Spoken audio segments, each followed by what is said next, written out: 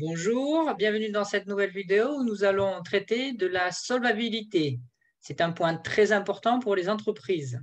Elle est basée notamment sur la somme qui est à l'intérieur de la trésorerie d'une entreprise, qui correspond à l'argent donc disponible soit en caisse, soit sur un compte bancaire dédié.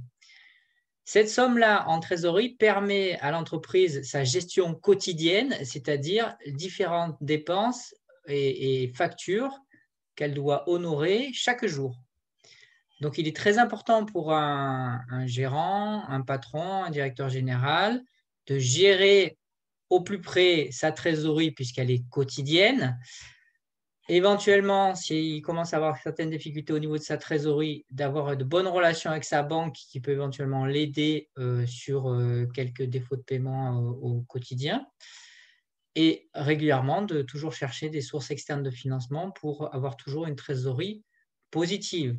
Donc, on a la formule suivante. La trésorerie finale, donc au jour le jour, est égale à la trésorerie initiale du jour précédent, plus les encaissements du jour, moins les décaissements du jour.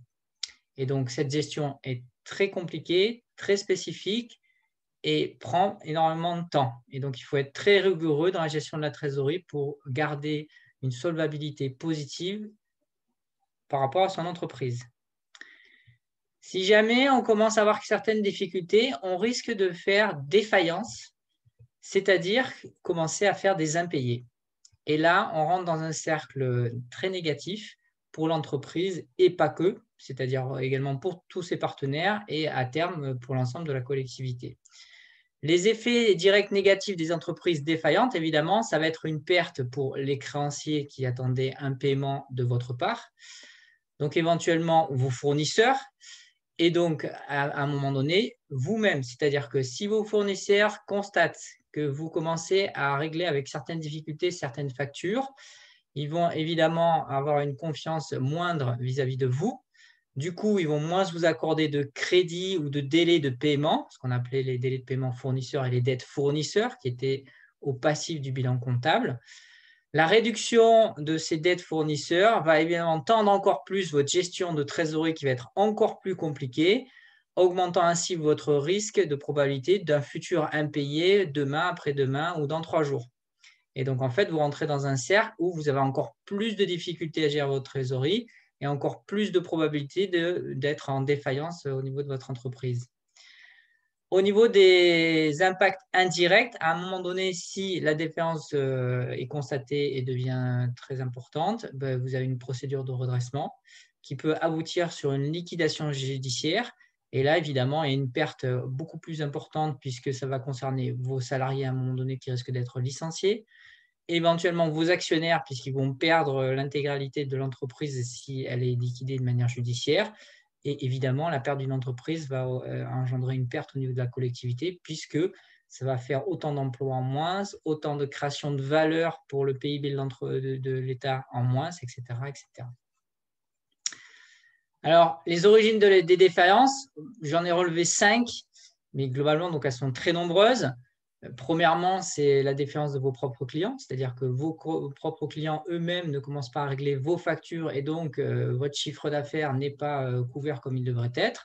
Et du coup, si vous avez moins de chiffre à faire mais des dépenses qui sont en face les mêmes, vous allez à un moment donné avoir un résultat négatif. Ces pertes vont vous empêcher à un moment donné d'alimenter votre trésorerie et donc vous-même d'être en situation de malheureusement avoir certains impayés par rapport aux factures de vos fournisseurs.